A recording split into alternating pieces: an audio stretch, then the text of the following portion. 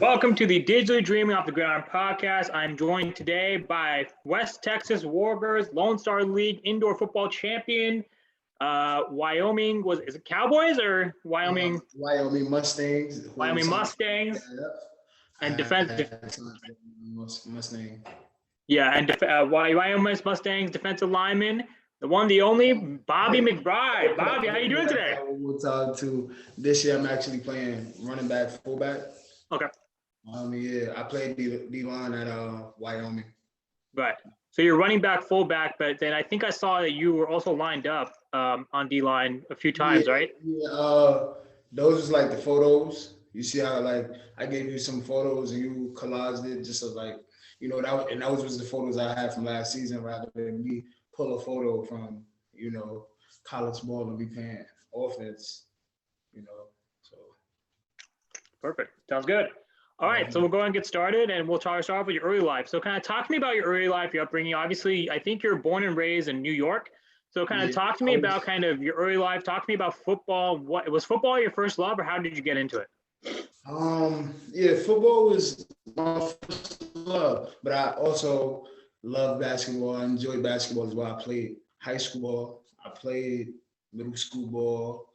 I was pretty much all over the place. I did pretty much everything in middle school. So it was like, you know what I mean? But football definitely my first love. Always have, always will. Even after my career, I'm gonna be around football. I'm in love with the process. So, definitely into football being my first love. I wanna say when I was about 5, 6, inside elementary school, I used to see the older people play football in the schoolyard, in the mornings or at lunch. My brothers, other people from the neighborhood. We was always constantly playing two-hand touch, paho to paho, in the middle of the street. So, it was always fun. It was always fun. It was definitely a blessing to do that because it actually helped transition in my career. Because two-hand touch, dodging two hands is a lot harder than dodging a whole body. So it helped me in my career learn how to maneuver. So definitely, but started out two-hand touch. I didn't play Pop Warner, Junior Pee-wee, anything like that. Mainly because at those times, my family, we didn't have it. So it was no way of me buying pads. It was no way of me getting from point A to point B to try to do those things. So my earlier career football, straight flag football, it was fun. That, like I said, that also helped transition over because, I didn't really know too much about football and pads. I didn't really know positions too much. I knew the main positions: quarterback, receiver, running back.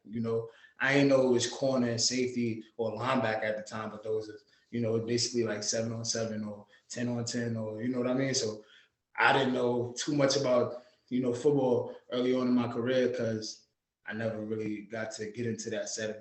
But we always played football, whether it was flag, in the Boys and Girls. I'm an alumni in the Boys and Girls Club, Smilo in the Bronx on 173rd and Hoe Avenue. That was where I grew up. That was my domain. I was blessed to meet one of the former NBA players, and he's big in Black history because his name is John Isaac. He played during that time. If you look up John Isaac, you do a little bit of research on him. He was a part of that Negro team back in the day. So he was real historical. He was always there. He was a great man, and I met a lot of great men. So it was good. I played pretty much everything. Early on in my career, playing flag football, like I said, was just mainly flag football up until, high school. I played quarterback. I was always a leader. I was always a captain. I was always somebody that when we did tournaments in the school, I was always a captain. You know what I mean? And I always had I was used to leading teams. That's what I'm used to doing. But I always had a good IQ. I was always bigger, but just as athletic, if not more athletic than most people who were smaller than me. But I was also big. So, like I said, I played basketball. I played point guard in high school too, as well. So, you know what I mean? So I was a part of fitness club. I was a part of a lot of different things. So, I was active with football. Flag football was always the main thing. But, when seasons changed, I had to play other things like football, basketball. I said it was cool. I moved up middle school. We played in a tournament, Randall's Island, like my last year of middle school in 8th grade. Uh, I helped lead my team. We went 3-0. We went 3-0 on Randall's Island on the first time tournament that we went to. That was the first tournament we went to. We really didn't know rules. We actually had scrimmage the team one time, but they kind of like cheated the rules. So we lost that scrimmage. But when we went to Randall's Island, they didn't win every game. They did. So there's a bunch of teams. We won every game though. So I helped lead my team. We didn't have all our players. A few players got suspended due to, we was young and dumb in middle school. We was doing a lot. I'm not gonna lie. So like, we didn't have a lot of our players, but the players that we did have, they worked. We won. We pulled through. Like I threw a lot of touchdowns. I'm not gonna lie. I put a lot of. I control my defense. Like my coach had that much faith in me, so I control my defense. I play safety for real. I play safety for real. Like back then, flag football. That's only because I do a really good job of reading. Really good job of reading. So, that I got up. I moved up to high school. And high school was a little bit different because my first year of high school, I wasn't in it. So I wasn't, in New York State. Like, well, let me not say New York State, New York City. I went to Evander High School. That was where it all started for me. Football. Like, I learned so much. Mentally. Like I had coaches that he's gonna try to break you mentally every day, all day, all day. So right. We was in real good shape. We did our thing. My freshman year, I went late in the season, but as soon as I came, I instantly started on JV my freshman year. Started right away, played the first couple games, it was, like I said, it was a little bit different back then because back then my mom was in other places. So I'd be out all hours of the night and then wake up an hour, go to sleep for an hour, wake up and go right to right before games, because like I said, back then I was an inner city kid. So, I grew up in poverty. Like my neighborhood, you look up my neighborhood, you'll see it's a lot of poverty in my neighborhood. It's a lot of poverty in my neighborhood. So it's like, growing up out there, coming from a single parent home where we really didn't have it like that, like every day, my mom gave us everything we needed, but, for us to be successful on our own, we had to figure it out. My mom didn't, I just met my pops when I was 19. So, without all of that, like I said, my freshman year, it was like I was good, but it was more so I had so much more potential to be good. You know what I'm saying? When I came into high school, I wasn't able to play any position that I wanted to play. They threw me straight to D-line. Right. I played D-end. I said my first game, it was okay, but like I told you, that time I was out all hours of the night. You know what I mean? So I wasn't focused on football. I love football. I always had positive things on me. You know what I'm saying? So, like at the end of my, I started getting more serious towards the end of my freshman year. But around that time, I had gotten into some trouble. So it was easy for me to focus back up. You know what I'm saying? Because like I said, once again, I'm an inner city kid. Like I really didn't have much. I really didn't have. I coming from we going on a trip. I don't have lunch. I'm not bringing lunch. I'm not bringing money. I'm coming from that. Like here and there, I had my sandwiches and my chips here and there, but certain trips I didn't have it. My mom didn't have it. Family didn't have it. So, I was just there. You know what I'm saying? But like I said, from there, figure it out. Trying to get money on my own, do things on my own. That's how like my early stages was pretty much me. I wasn't as focused. My 10th grade year, I focused up some more. I started to focus up. Started grinding a little harder. Went to camp. I ended up making a varsity team, and I ended up backing up all the singers that was playing D-line because it was 3 singers that started. So I started one game that year too, and that was my sophomore year. I play everywhere on the D line, but at that time I was probably about maybe about 220. I was small, like I was a whole lot smaller. I was a whole lot smaller. I had been about 220, 225, maybe 230. And I was always an athlete. Like I said, I was always an athlete. I was used to being on the offensive side of things. Like I was always that player, even in basketball. Everybody know me. I could dribble. I could go to the basket. I could score. Everybody I know that played basketball, I was great. Like when they was doing it, they know I can play ball. I'm that big guy in the neighborhood that we go to the court. I can do it to you. I can do it to you. So, moved up my 10th grade year. I ended up spraining my knee towards the end of that season. Like in the second round of the playoffs, in practice, I sprained my knee. I had to get off of it, that year. So I didn't play that last game. We lost. We ended up losing because the whole week we had a whole scheme where I was a part of that scheme. So it kind of like the right wrong. I played with great players. Like I'm not gonna lie, that's one of the best teams I played with. Like my 10th grade year. So 10th grade year, I started grinding. I grind hard. That's when, like I said, I started taking it more serious. So I started getting into lifting. I joined the basketball team to rehab my knee because inside I was in one of the lowest divisions in New York City. I was in the lowest division in New York City in public schools. I was in the cup division, so we had no athletic trainers. We didn't have none of that. So Yeah. I'm rehabbing my knee just off of how it feel for real. So I haven't been hurt. I haven't missed a game since then though. Like in the rest of my career because I learned my body and I want to be a strength and conditioning coach as well. After I'm done playing ball, that's what I plan to do. But as far as that, I sprained my knee. I was working hard. My mom ended up taking a vacation and going down south. And I played for a premier high school down south called Dorman High School.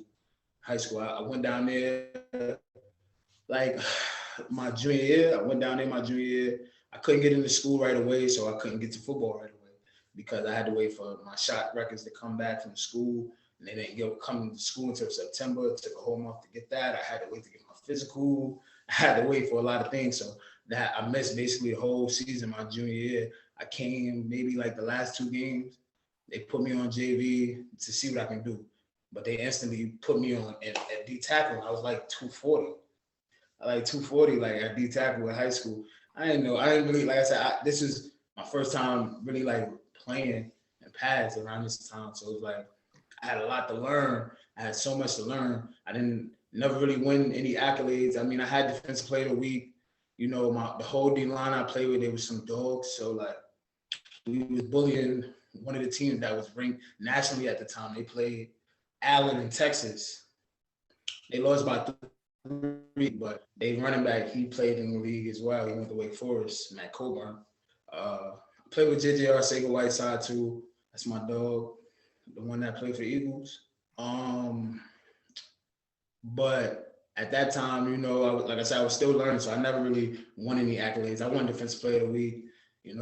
I got a couple. I let her, and then, like I said, when I left New York, before I left New York and I was rehabbing, I was taking lifting serious. So I was working on a lot of form, squats. After basketball practice and skill development, I'm back at football, lifting. I'm back and forth, 2-sport athlete. So skill development to football lifts. So I was 3 days a week with football, 2 days a week with basketball. So I was in really good shape. I was dunking at that time. So it was cool. It was cool. I was dunking at the time. Like I said, when I moved down south, strength and conditioning programs is totally different. I was already an athlete, but it took my game to another level. Because once I played that little bit of time of the season with them, I started learning and I got a feel for what it was like. You know what I'm saying? I got that feel and I hit the ground running. I started from the bottom in my off season. I started from the bottom. I was power cleaning like 190. Grind, squatting only like 325, benching only like 245. I went from there, like from the end of my junior year to the end of my senior year, I went from cleaning 190 to cleaning 185. I went from squatting 325 to squatting like 550. I went from benching 245 to benching 365. So I jumped up all my records. I passed everybody. I got an award for it. It's called the Iron Cavalier Award. Got an award for it, you know, and then, but coming into my senior year, you know, to me, I felt like I had so much potential, but that's why I couldn't make so many mistakes. Like in my career, I made a lot of mistakes because I was still learning. You know what I'm saying? I was still learning. I was always a leader figure. Like the team always looked at me as a leader, like big brother, coming to me for advice, everything like that. So I had a solid senior year, but I was still learning. So it didn't look right to me. I didn't look like where I needed to be. I didn't get no awards. I ended up going to a small combine at Mars Hill and ended up giving me some money to come there. So I committed to Mars Hill in North Carolina. Now, my college career, it's a little, I went to a few different schools, you know what I mean? So I went to Mars Hill. My first year, I went to school 2 different places. So my credits on NCAA, I didn't notice until it was time to get there.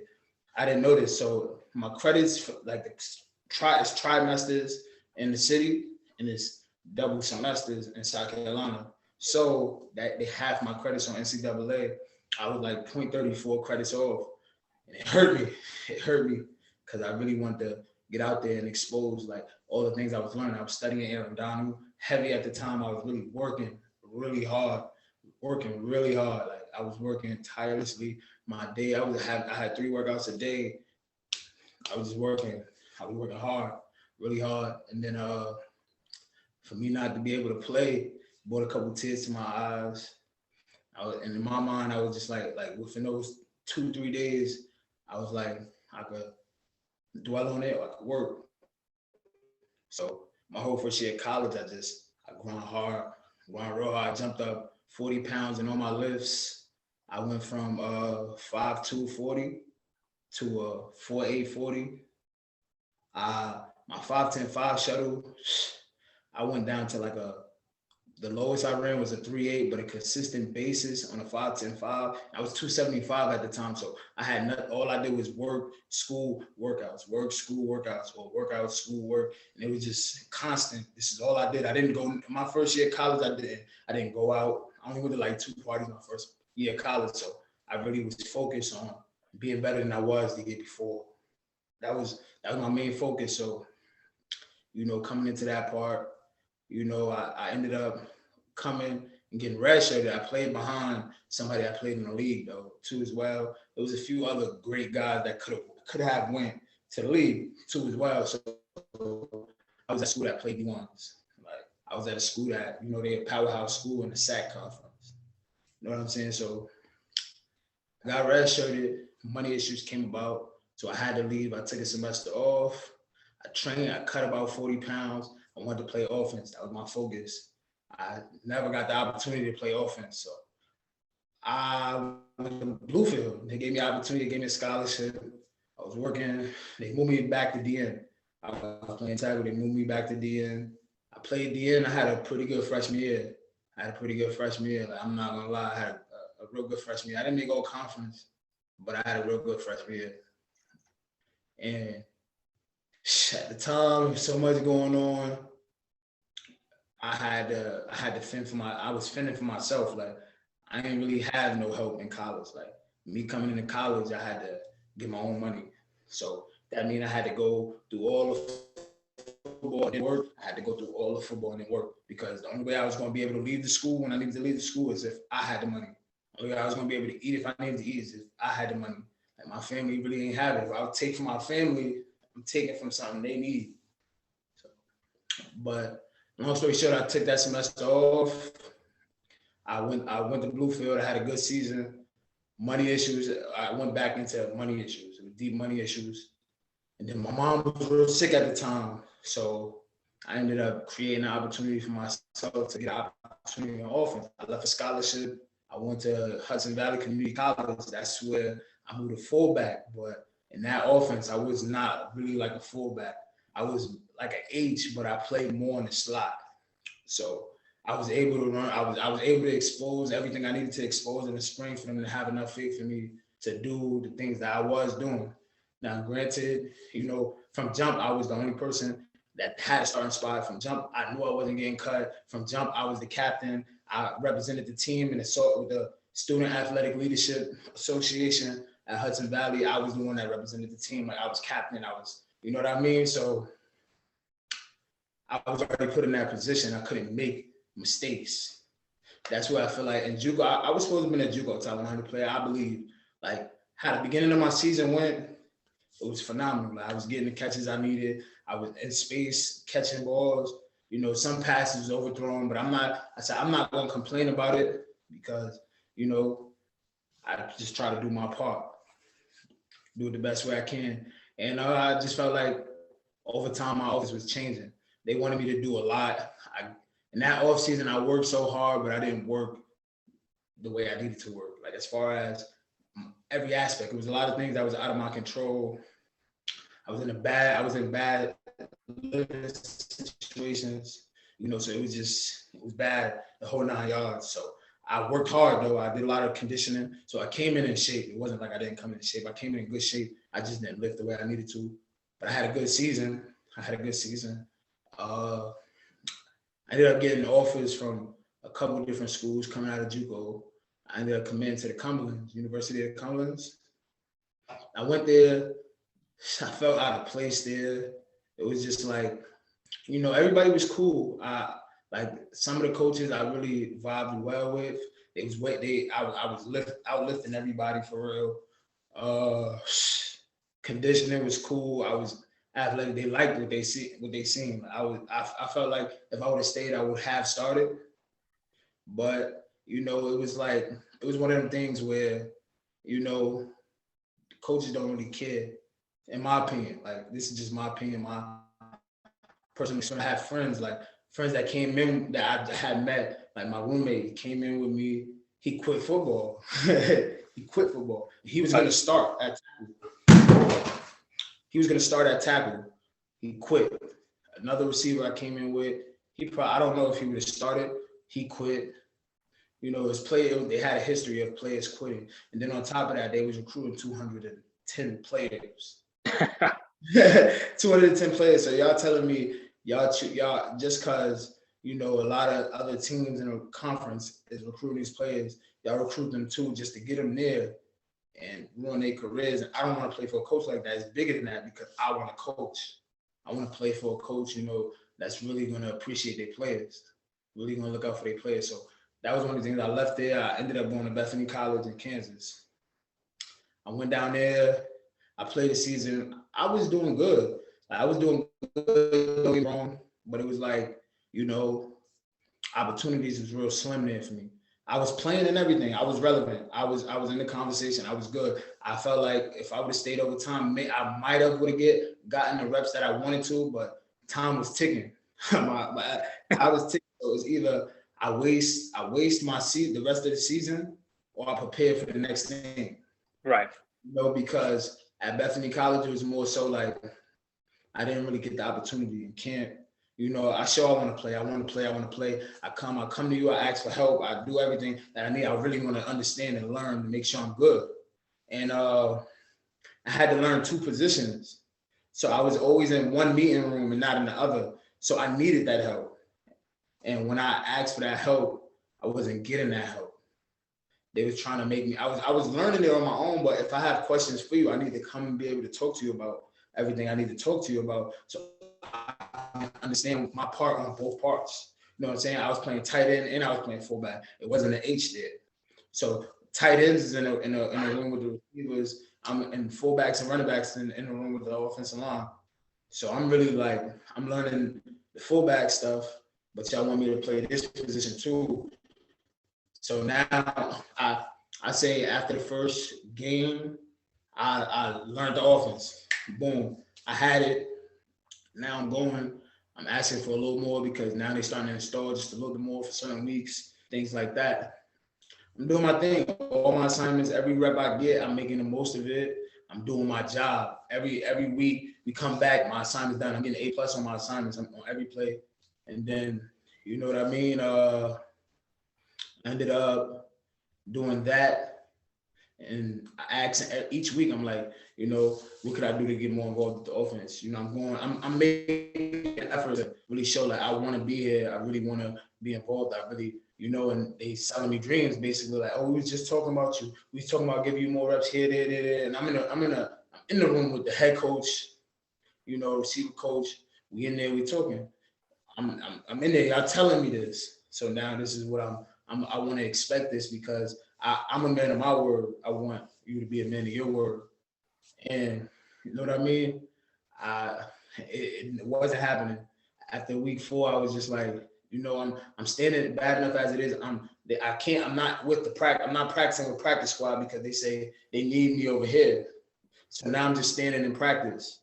I at least want to practice. You know what I'm saying? So I ended up just, all right, quit. I met the track coach that's there. He's a historical coach. He got the fastest time running backwards, Coach Yoda. That's my dog right there. Aaron Yoda. Look him up. He got the world fastest record running backward. That was my track coach over time. So now I'm training with him. I'm getting prepared. I'm debating if I'm going back to school or not. Ended up talking back to defensive coordinator at Bluefield, Dino Kakulis, and you know, he asked me if I wanted to come back. I said, I talked to a few people. Ended up going back to Bluefield. When COVID hit. COVID hit, messed up a lot of my plannings for pro days, training, different things like that. And you know, but I went back to Bluefield. I feel like I had a pretty solid season. I had a solid season for what it was worth. You know what I mean? A lot of things happened that, you know, part of it I say was for me. With me, I missed two of the games that my senior year. Wasn't due to injury. It was just due to things that was out of my control.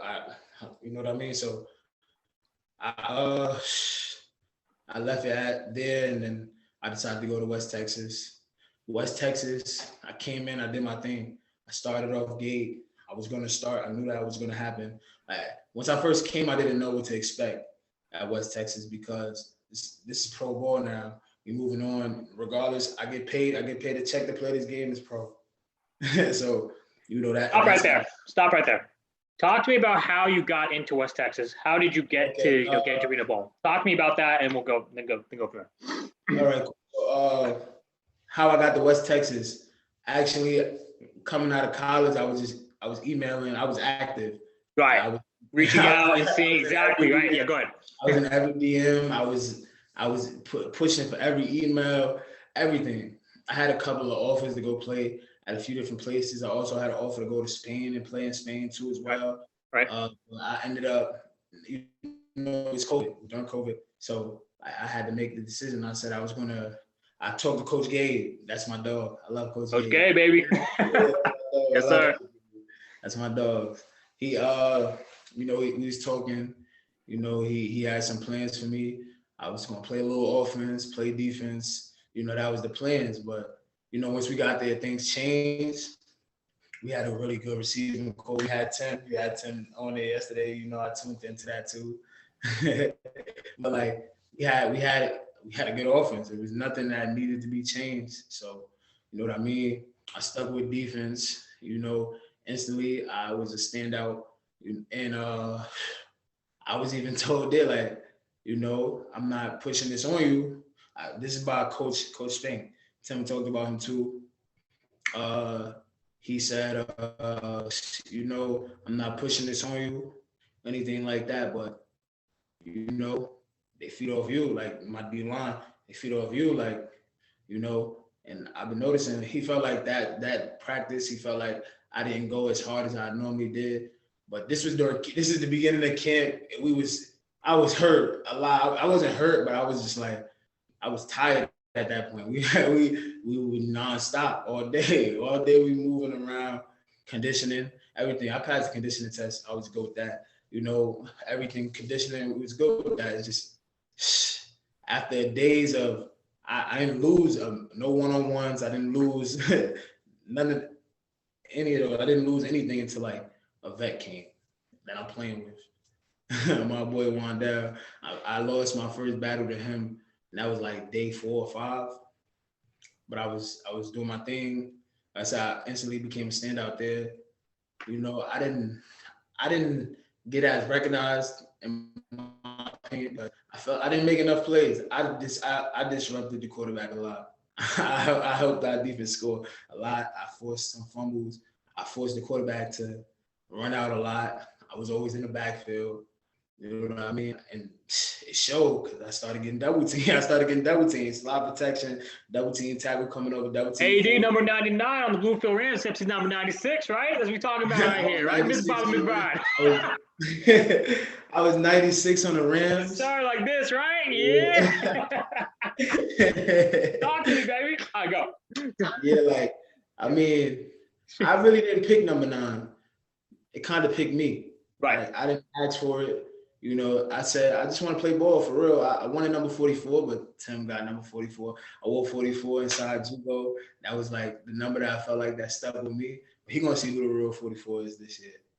I'm gonna show you. We had this discussion all the time. We always on the phone. But like, but for real though, like, I mean, I wanted number 44. That was the only number that, you know, I really cared for. But yeah, you know, at the same time, I could care less about a number. I just want to play ball. Like, 100%. Yeah, like my thing is like I want to play ball. I feel like I know I'm good enough. You know what I mean? And this first year showed me that I was good enough. You know what I'm saying? Coming in and actually getting recognized, like there's sponsors that was recognizing me just from bullying us. And I might not have been making the plays all the time, but I'm forcing the plays. Exactly. I forced a lot of the picks. When it mattered, I made everything count. When it mattered, like you needed that stop. Yeah. Right. I was there. Like we can go back and watch the film. I don't gotta talk about that. Like whatever I talk about, we can go back and watch the film. I always had the receipts. Always have it. Oh, got to keep the receipts. Gotta keep them. Gotta have the receipts. Even you. I can show you. Like yeah. You know, I can show you. I don't want to. We don't gotta talk about it too much. You know what I'm saying? But like. You know, I did my thing at West Texas. You know what I mean? We bought a chip. Most of us was rookies, and we went, dominated the whole thing, and we was putting up numbers. Our defense was scoring and our offense was scoring. So it was lovely. It was a great experience. I loved West Texas. Like, I'm not gonna lie, I enjoyed it. I had some great coaches. I'm not gonna lie, coaches was great. Personal reasons on why I didn't go back. It's not so. It wasn't the city. It wasn't. You know, it wasn't so much of a problem. It's just, you know, what I would want to tolerate. You know what I'm saying? And that's all it is. But I mean, if it was an option to where, you know, I was able to go back in a certain time, maybe you know what I'm saying? I'm not oblivious to it because, like I said, I enjoyed it. I played with some great coaches. Like I felt like. My coach in particular, he brought the better side out of me. Like I was never able, like I said, my whole career, I was never able to make a mistake. I make a mistake, they trying to slay me. I gotta go to practice and work twice as hard again. And I'm always work hard, but I gotta work even harder than what I was working just to really get back in that grace. And I don't know why it was like that all my career. Right. I know why, because I had the potential. You know, I was told that, like I said, I was told that by a vet. It's like, when you know, it's somebody that has that potential that could be so good. And it's just like, you know, they didn't reach that potential. They're not using, you know, it kind of bothers. So I understand that. But I mean, I feel like I reached that potential now. I know a lot more. I actually helped my teammates. But the reason why we were so successful at West Texas is because we was together getting better all the time, constantly. It was a regular thing. Like this was something that was regular. We talk about it. We took it a game at a time. We was just trying to get through the week most of the time. Like that's how it was. Like we was just trying to make it through the week most of the time. People was getting cut a lot. So we was just trying to make it through the week for real. New people came in every week, and I felt like that was a good thing, but it was a good and a bad thing because, you know, it kept us on our toes. we couldn't just we knew we couldn't just really hold back we couldn't like give our bodies that kind of break, like to where we can hold back a little bit. Like we had our methods of how we got through practice from time to time. Like we always on the same page. That's how close we was though. That's how close we was. But like, you know, we know beginning day, we know what days we really gonna go all out on and what days we really gonna, because we had a numbers like that. So, you know, West Texas was good though. Like I said, I love Coach Gay. That's my dog right there. If he didn't help me get that opportunity, like he gave me that opportunity. And I'm gonna forever be thankful for that, because if I didn't reach out, a lot of coaches didn't reach out to me, didn't reach back out. Only a few coaches did. So, you know, just for that, and then bringing me there, and it wasn't a bad situation about like how I was hearing, like people was telling me different things, like, oh, don't go because this, because that, in the past of these. I'm like, I gotta take a chance somewhere, you know. And all my life I've been taking chances, so you know, it ain't nothing new. I had to make it happen, like for myself. And for the most part, like I've been doing that all my career, just making it happen for myself, making the best out of every situation, because nothing was really perfect. Like it was tough. Just to be here today is still tough. But, you know, I don't complain, you know, even throughout the whole career, like despite, I told you my mom and everybody was sick. That's why I had wing JUCO. You know, imagine your mom getting surgery on her heart. She got 4 screws in her heart, and you hear your mother talking about death. Imagine you being homeless at that time, sleeping in a computer lab, living out your book bag. You know, that was where I come from. That was me, you know, so I had to go through all of that just to be eligible. At the same time, I couldn't tell nobody, because me telling somebody means that now my mom worrying. I can't have that. 100%. My mom already sick, like, right. You know what I mean? So it was my nephew. Imagine your nephew. My mom had custody of my nephew. So imagine my nephew coming to me like, if something happened to mommy, I expect you to come get me.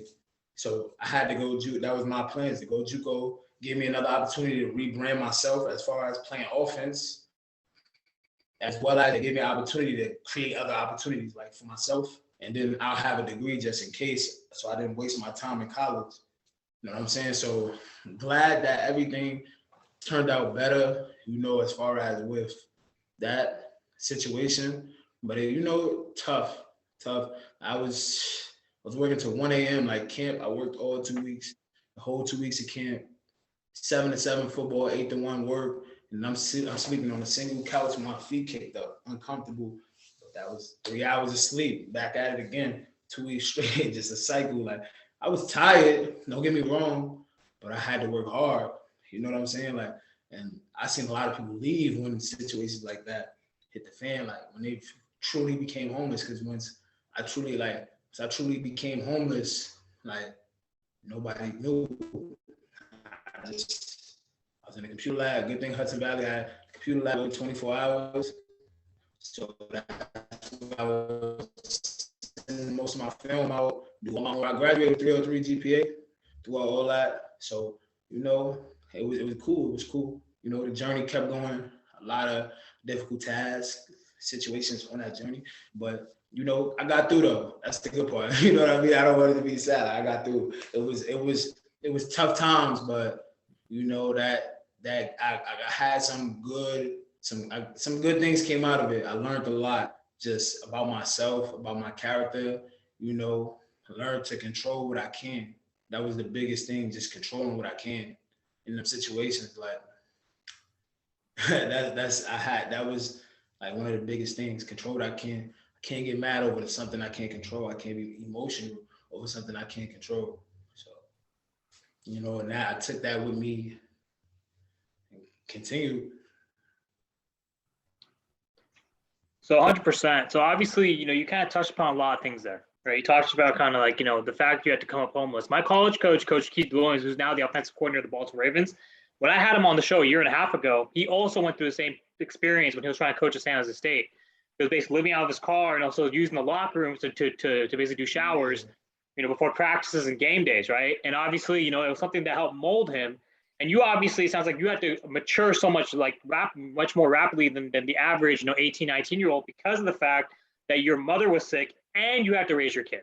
Or you not raise your kid, you had to be a man, be a father figure for your nephew if needed.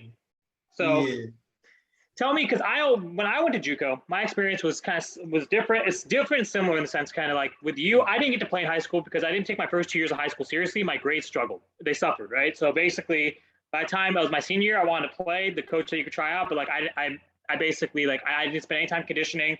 I didn't learn the game, so he said your best bet is go to JUCO. And like what we see right now, they call it last chance you. And that's what it is. Last chance you, right?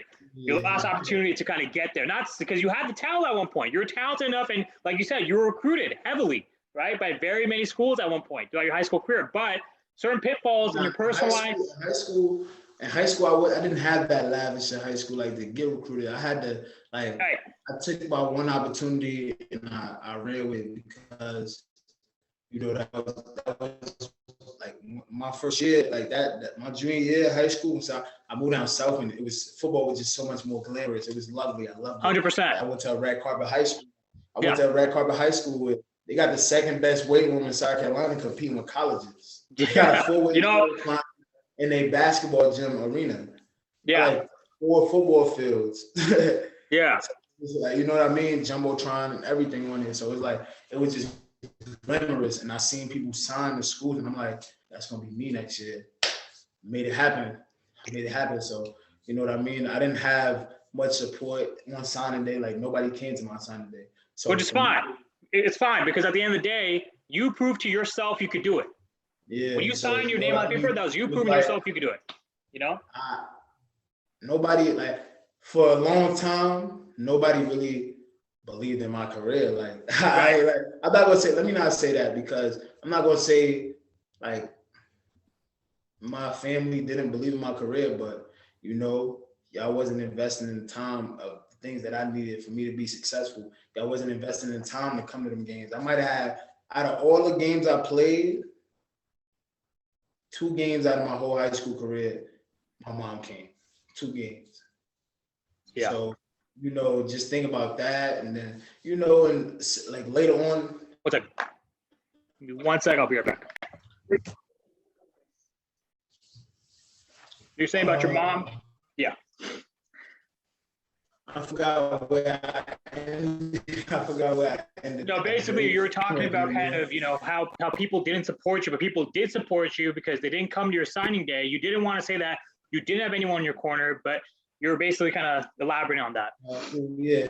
So right then and there, yeah, like I'm not gonna say I didn't have people in my corner, but it was like the people I wanted in my corner at the time wasn't in my corner. So it was just like, you know, it was a happy day because I was signing. I was happy. But it was still like an emotional day because I didn't have the people I wanted to be there. You know what I'm saying? Like the people that I expected to be there wasn't there. So it was tough. But I mean, it was good though. I said, I mean, despite all these things, like I enjoyed, I made the most out of it. Like it was fun. I'm not gonna lie. Like all those times in JUCO, yeah, you know, I slept in the computer lab, I'm on the table, yeah. You know, I sleep on my front floor like 2-3 times a week, maybe, yeah. But in that time, like those was some good times. Like nobody knew, so I never really exposed that to anybody. So it was fun. I had fun. It was only like maybe like 2 or 3 people that knew at the time. I kept it real small about who I talked to about it, but I enjoyed it. I had fun. Like I said, I was captain still, so I still put on for that. You know, it was fun. It was fun. It was fun. I'm not gonna lie. College was amazing. It was amazing. I wish I enjoyed my freshman year more because I had to learn how to enjoy myself. Like I'm still teaching myself how to, you know, enjoy my accomplishments. I got 2 degrees. I played my first year pro ball. I got a ring. Like I'm waiting for that to come. It should be coming soon. It's gonna be right here. I can't wait. And yes, sir. Next one gonna be right here. I'm gonna have I had 2 right there. Yes, sir. No, you're gonna get it. I'm telling you. I'm pretty. Yeah. Go ahead, continue. Yeah, I was just gonna say, kind of, you know, also you're kind of how you said you were a rookie your first arena season, and you having to reach out, and that was my experience too. Well, the first actual experience was that after my sophomore year at JUCO, I had the option to walk on at D3, or basically then the arena league was coming back, and so I went to the SaberCats trial. They put me through a combine. And basically, then they said, okay, I mean, like they narrowed down their roster at 35. Okay, come back next year, keep working. I'm like, cool, no worries, right? Basically, then they get called next year. Like, oh yeah, no, we moved this. We started this new team, the Stockton Wolves. Like, come on out. I'm like, okay, cool, I'll come on out. And then it came down to me the last three guys. I made the last three, and I'm basically like, all right, like, yeah, okay, let's see what happens, right? And then basically, last three, and then essentially, then I they made a decision to go with one, and I was one of two cut. I was like, all right, whatever. Now 2012, like I'm now 22, and then I get one more call from Coach Benny King, and he's like, all right, cool, like the Stockton Wolves have folded. Now we have this new team, California Eagles. Say same arena, same everything. Come on out, try out. I'm like, all right, whatever. I've tried twice now, 2 different years. Like, my mom's on my case for not having a real job or a degree yet. So, you know what I mean? Like, and I'm like delivering pizzas, right? I'm doing that while also taking my classes at JUCO, right? So I'm like, whatever, because I mean, my JUCO eligibility is done, right? I already paid my years. So now at this point, I'm going to go, and then I try out, and then it came out to me, one other dude, and this last dude, he was bigger than me, he was faster than me, he ran back, he was stronger, but they saw that I would not quit. That's what they saw in me, as a player. And then I got the call to finally, I'm like, yeah, welcome to the team. I'm like, what the? Are you kidding me, right? And then, kind of that feeling when you're just getting out of college and you're transitioning to a pro team, kind of like what we experienced in the indoor scene. When we went to win the Western Conference Championship, we went to go and play in the AIF Championship game against Cape for Heroes. Who ended up beating us, but we still won the Western Conference. You know what I mean? And at the same time, like you said, people come in and out. It keeps you on your toes. You're just literally like, I remember I was always like, my mind was like, this could end at any moment. You know what I mean?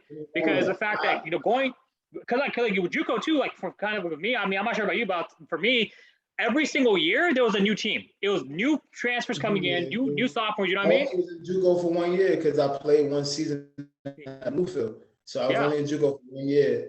Like, that's all I had eligibility for. Only reason why I didn't go D1 is because I only had 1 year left, and I felt like I needed more time to develop an offense. Like, that was my first year really playing offense. So, I had some D2 offers. I had Southwest Oklahoma State University, Lake Erie. I had a couple D2 offers. I ended up still going back NAI. Like, there was a premier program too, University of Cumberland. So, I looked into it. I wanted to see what their H's do, how they play, what it, I was doing my research though. Doing my research, watching a lot of film. That's what I do. Watch a lot of film. I gotta see what I fit. I gotta see, how I can help the team. I gotta see, where they maximize my full potential. You know what I'm saying? At that time, that was my focus. I needed a coach that I was going to be able to do that with. And at the Cumberlands, I felt like I wasn't. Like, I'm with the guys all the time. I'm with the guys all the time. We around the hallway, we playing, we joking, we eat together, things like that. But when it's business for me, it's business. Like, I get in the weight room, I get it. I'm not BSing. I'm on the field, I'm not BSing. You know what I'm saying? So it's like they try to count me like as an individual. Everybody know I work hard. That's why you see my Instagram, Mr. Grind himself. You know what I'm saying? My last Instagram got hacked. That's the only reason why my followers not there. Stuff like that. It is what it is. Yeah. My last Instagram got hacked like a month ago. So I ain't really been too active, but I just been trying to map and plan because I'm about to drop my clothing brand. I'm about to, I'm bringing up as business now. You know what I'm saying? So now that I know my first year pro is business, I didn't know how to utilize it at the time, but now that is my thing. Like, got to utilize that. Like, I don't live with my mom. I haven't lived with my mom since I left the college. Yeah. When the semester over, I was paying bills. I paid my debt that I needed to go back to school. I bought me a car, bought me laptops. I did all the things. I accomplished all the goals I set. So, I was heavy on that. So, that's what I did. I had my own space. So it wasn't. I haven't lived with my mom since I left the house for real. So 100%. Like, when I left to Bluefield, it was like, now I'm winging it. Like, staying at a friend's house. I was blessed to have some really solid friends that their family was like family to me, just like they got, when I had the house, y'all know y'all can come over anytime, do whatever. My home is your home. Like, and that's how they were family to me. Like, my family in the South, my family in the North. Like, that's how it was. So I pretty much was winging it like most of that time. But like I said, I enjoyed, the process. Like, I'm in love with the process. That's why I feel like my place is being a strength and conditioning coach. I progressed so well. People come to me for workouts. I actually was a personal trainer at Crunch Fitness when I was in West Texas. Yeah. Well, like, you know, I'm a fan of quick results. Like, I can cut up fast, I can bulk up fast. It all depends. Like, I could be where I need to be, but like right now, I'm being marketed as a fullback. Like, that's why XFL, CFL. You know, my size is only right to market me as a fullback. You know, and I'm pretty versatile, like, and I can block. So, you know what I'm saying? I feel confident. My IQ is pretty high. I feel like I'm more advanced than a lot of fullbacks, but I just need the opportunity to prove that. I film on live. The film is there. Like I said, we can always pull up the receipts, but if you want to get a personal up close look, you know, invite me to a workout. You'll see what's behind me off of how I perform. You'll see all of that. Y'all know, I turn heads. I make sure I do that. You know, everywhere I go. That's why the expectation is always so high for me. You know what I'm saying? So, like I said, I've never been a person that was irrelevant. I just never made an accolade. So I was always a relevant piece in like some way, shape, or form. I was always in the conversation, always. So it wasn't like, you know what I mean? Like you go to any coach, they can never say he's a horrible player. Like he's a really good person, but he's a horrible football player now. Yeah. You know what I'm saying? Like you will hear like he's a really loving, caring person. Like I genuinely care about people. Like I genuinely want to see people win. Like that's what my whole organization that I'm building is based off of. It's called Grind. It's a mentality. When I train you, I want to build a mentality. Like let's talk about that. Stop. Let's talk about your business endeavors. All right. So let's talk about kind of all your pursuits and kind of what's going on outside off the gridiron. Because the name of this podcast is Digitally Dreaming Off the Gridiron. Talk to me about what your business. You mentioned your clothing brand. You mentioned certain things that you're involved with your organization. Talk to me about everything that you're involved with right now. Okay, so like maybe 4 years back, I started to this actually started before that because I started pushing myself out there. I learned the system of how I can get my film in front of coaches. Yeah, I was getting a lot of messages back, so I learned how to do that on my own. And I was already somebody that was known for working out. Like if you had me on my last Instagram, you'll see, like I said, you'll see it. Like you see the numbers is a lot different. Like you'll see a lot more of my workout tapes. You'll see a lot more of those things. So getting into that business aspect, you know, coming into the business aspect, I was always training people. This is something I was always doing. I was a youth league basketball coach, so I was always training people. I had a lot of like that's the reason why I can't be a coach now. In all season, I can't be a coach now. I gotta just be a trainer because when I'm in it, I'm in it. Like, I'm a passionate person. Yeah. Like, I'm a passionate person. Like when I'm in it, I'm in it. I'm all in it. Like, yeah. If you got me, you got me. You're gonna get the most pure version of me. Like you're gonna always get that. You got me. So it's just like, you know, that's why I can't coach right now. I gotta focus on what I need to focus on. That's why I'm coming out. I can train people and help build mentality. That's what I elaborate. It's an organization called Grind. The whole thing is called Grind, 2 branches. Grind Fitness Training and Grind Time Recruitment. You know, obviously Grind Fitness Training is the aspect of training, which is, like I said, it's bigger than working out and just getting big and getting swole. It's a lifestyle because the way I work, I'm a fan of quick results. So nothing is ever going to be hard, but it's always going to challenge your mentality. It's always going to challenge your mentality, always. Yeah. So that's something that, you know, I'm big on. I'm a challenge your mind because your mind is bigger than you know, your heart and your mind is bigger than, you know, your soul is big. Like you're the only person that will prevent you from actually doing anything. So right. I'm more infatuated with the mind, like just being able to, I can grind this through. It only lasts as long as I allow it to, you know, and that's my motto, stick to the task until it sticks to you. There's a whole saying by Coach Daryl Evans that I go by, you know, from Dorman High School. He passed away. God bless his soul. But you know what I mean? He that poem, I never met him, but me coming into Dorman High School, that was something that we had got. And I'm real close to my D-line coach still at Dorman High School. Like, you know, that's family. It's family, my 12th grade English teacher. I love her. She my heart. I swear, she see this, she knows she my heart. I love Miss Ravan. Like, Miss Ravan, amazing. Probably the best most genuine, amazing. Like she's there. She's it. Like I love my mom. I learned so much from my mom. Most loving, caring, most genuine. Like give the shirt off her back. Like those. She reminded me of my mom because her heart is so big. Like the things that she did for me, she didn't have to. Yeah. You know, I just genuinely wanted to see me win, want to see me successful. She the reason why I went back to school in the first place. School was never for me. I just had enough discipline to do it, to play ball. You know what I'm saying? So school is never for me.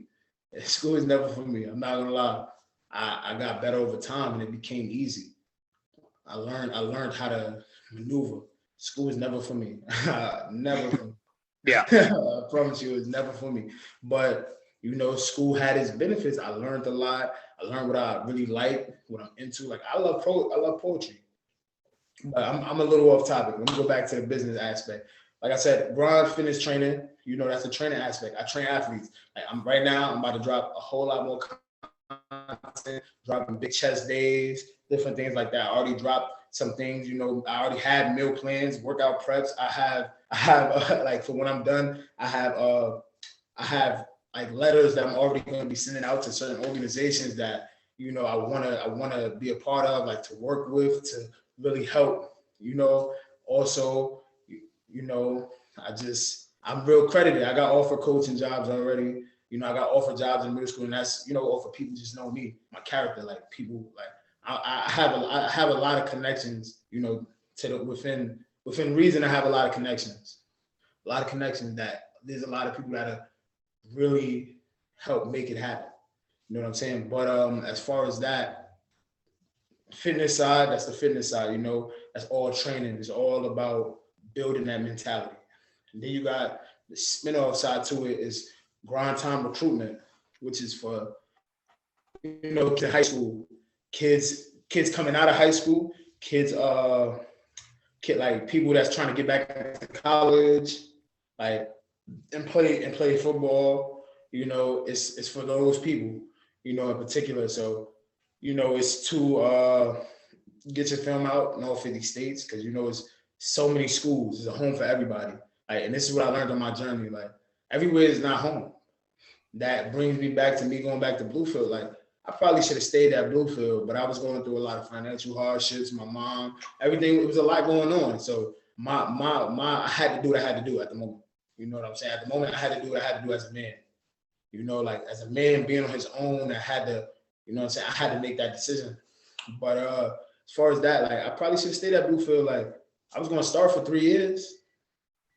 I was already in a good position. Like I was going to start for 3 years. I left a whole scholarship, like to have no scholarship, anything like that. So that's where I go back to, like I said, my recruitment. Like I'm up all hours of the night. I'm staying up 2 days, just homework, sending out film.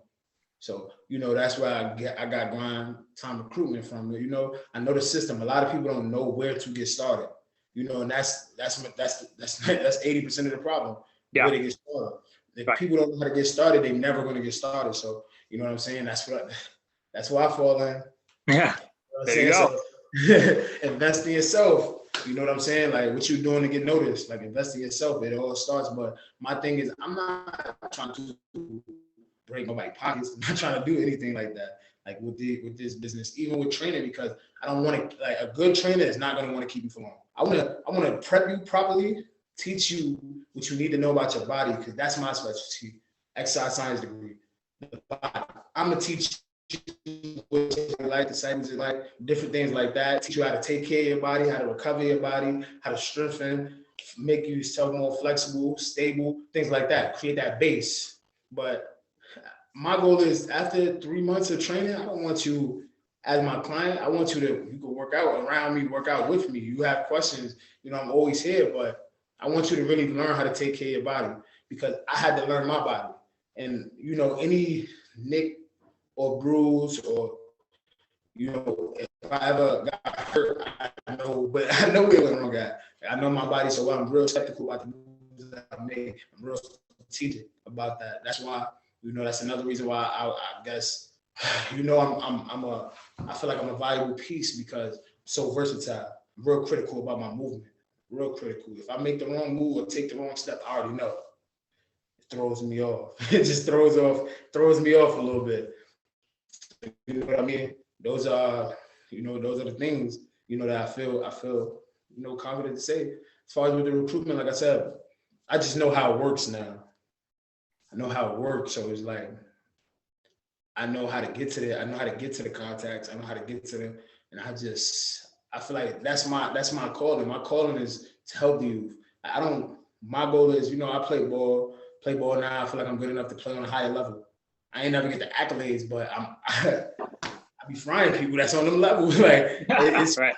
I'm telling you, like, and that's, like I said, that's not for me to sound cocky or anything, but you go back and pull up the film in college, you see I'm getting solo blocked a lot. Solo blocks, I'm there. Solo blocks, I'm there. I'm corrupting plays, but you know what I mean? It's like I played against top talent in JUCO. I played against top talent at 245 the slot, running pure routes. I'm routing people up, catching through contact, making people miss. It's there. Like, you go back in the film, you'll see it's there. And you look at you think about the teams we was playing at the time. You look up their rankings at the time. You see for themselves. It's people that went D1. You look up the history of the players that we was playing against.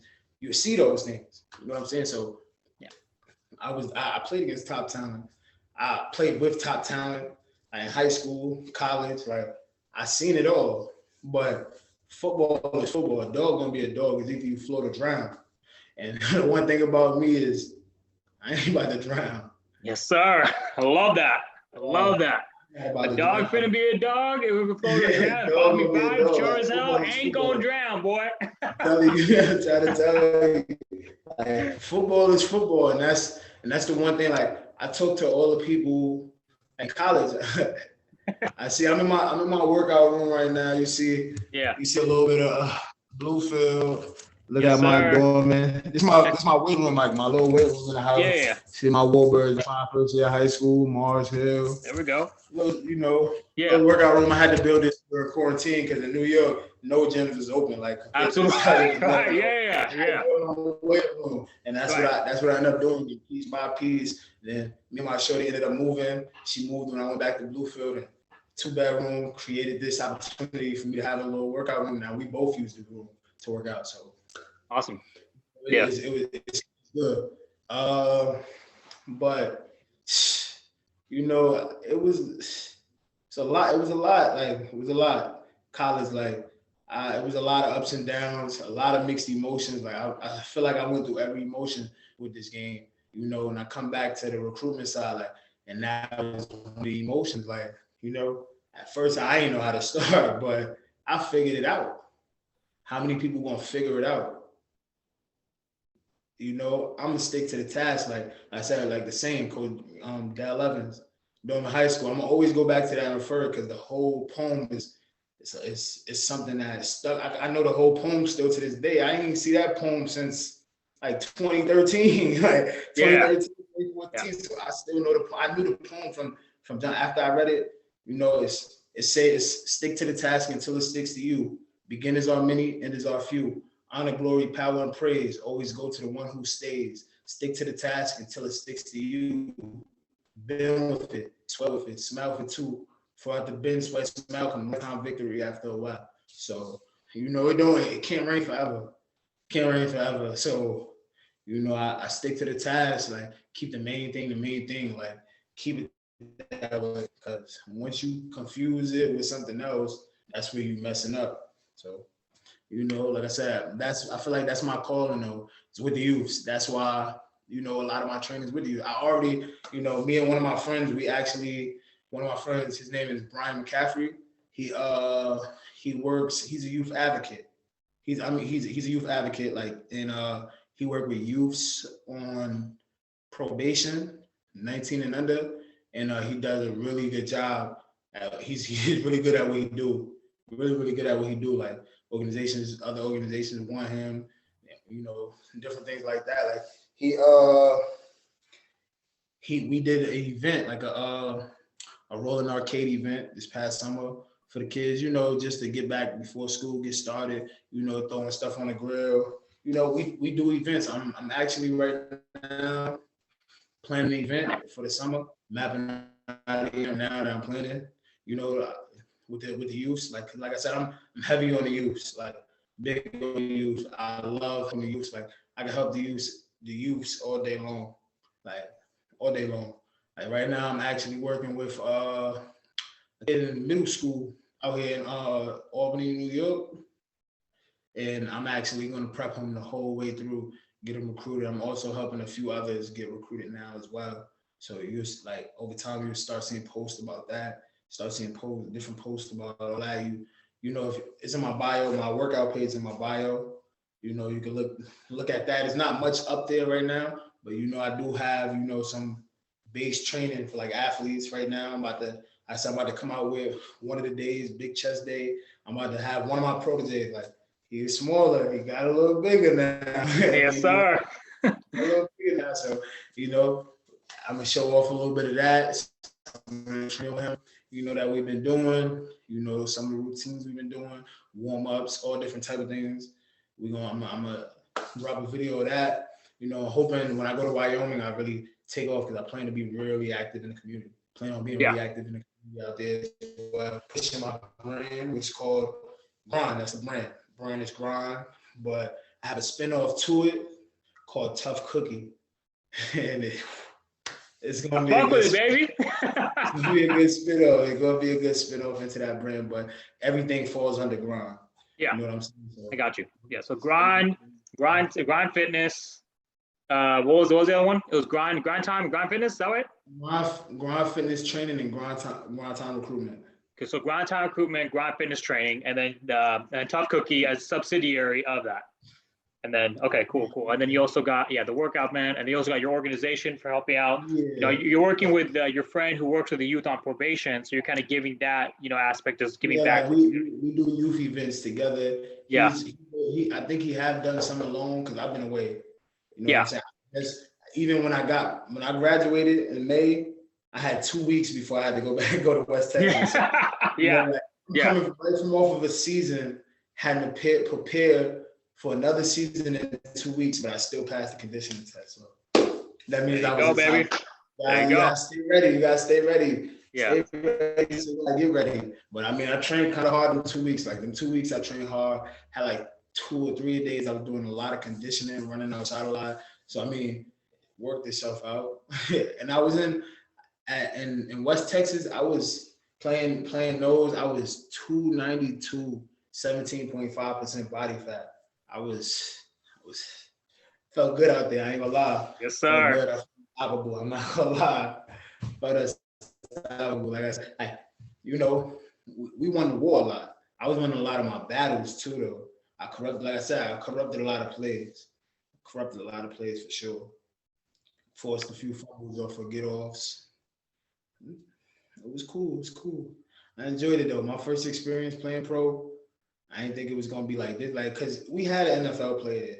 We had one there, but you know, not to talk trash or anything like that, because I'm not into that, but you know, this is where I go back. Like I said, I go back to like me and my friends talking about, like, you know, I don't look at no play at like they over everybody. Like they over, like, just look at them like, oh, why? Because we human. Only thing different is you got the opportunity and now you have the training. I never had a trainer, so everything I'm doing is off the strength and off the muscle of me learning. Like everything I'm doing, I never had a trainer. Yeah. I never had one. You know what I'm saying? Like, I had good strength and conditioning coaches in school, but I never had a trainer. So everything I'm doing is off of me learning, implementing in my game, implementing in how my training, like everything I implement. So. In closing, what do you want the viewers and listeners to take away about Bobby McBride? You know, I'm really understanding man. I'm an understanding man. I try to be a man of understanding. You know, stick to the task, man. Stick to the task. Like no matter how hard it get, you know, stick to the task. Cause you know it is what it is. Life gonna keep going. Like time don't stop for nobody. So you know, in closing, just I appreciate you definitely 100%. Appreciate you for even having me on the podcast. It was definitely a blessing, like to just even share some of my life story with you, like just on like that's happened within my career. Like it's a blessing for sure. You know, Coach Gay told me he was a good dude as well. Like so, I definitely appreciate this opportunity. Definitely, like I can't stress how appreciative of this podcast I am. Like first one too as well. So blessing, definitely. You know, I mean, maybe later on in the future to be more opportunity for that time where we just talk regular, really laugh and giggle, really be on the phone, really be on the podcast, really just laugh and giggle and talk about whatever. Yeah. You know what I mean? So blessing for sure. 100%, brother. No, definitely blessing. No, definitely no pleasure's all mine to hear your story, hear your experiences, hear your business ventures, hear everything you're involved with, hear your passions, hear everything that you're doing on and off the gridiron. So obviously, everyone, if they want to find Bobby McBride, go ahead and drop those socials one more time for all listeners out there, Bobby. My Facebook is Bobby McBride, BOBBYMCBRIDE. That's my Facebook. My Instagram is the real_Mr. Grind _himself. My last one got hacked, so that's the one right now. Twitter, same thing for it's not the real, but it's Mr. Grind _himself. I don't really get on Twitter like that. Snap, you gotta figure that out when you meet me, cause that's my life. So you gotta be my friends on Snap to really like, you know what I mean? So, but I mean, for the most part, that's my Instagram handle, that's my Facebook handle. You can reach me those places, as well as, like I said, Grind Fitness Training. We have actual, different footage of like meal prep, leg workouts already out there. I'm about to drop more content for big chest day, explosive day, different things like that. It's in my bio. So if you look up, the real _Mr. Grind _himself, and you look in the bio, you'll see that page. Go follow, like, share. It's there. And for my fans that will see, or just for my friends, family, whatever, just people out there rooting for me, y'all, go follow. What handle you want them to follow? Let's see, which one? We're going to do Mr. Grind himself, Mr._Grind_ himself on Instagram, baby. Let's go follow that. Follow Bobby McBride on Facebook. Follow Mr. Grind himself on Twitter if he ain't on there like that. But you'll definitely find out more about Grind Fitness. You'll find out more about Tough Cookie. You'll find more about, Grind recruiting. So I'm looking forward to, obviously, like you said, next time you come back on. If you know anybody, for sure that you really, you want to see them succeed, just send them our way. I mean, it's on how the first one on the house for sure. Make everything happen, and get busy from there. Get busy, baby. Bobby, once again, thanks for coming on the show today, brother, and I wish you all the success and stay blessed, bro. Thank you. Enjoy. 100%. All right.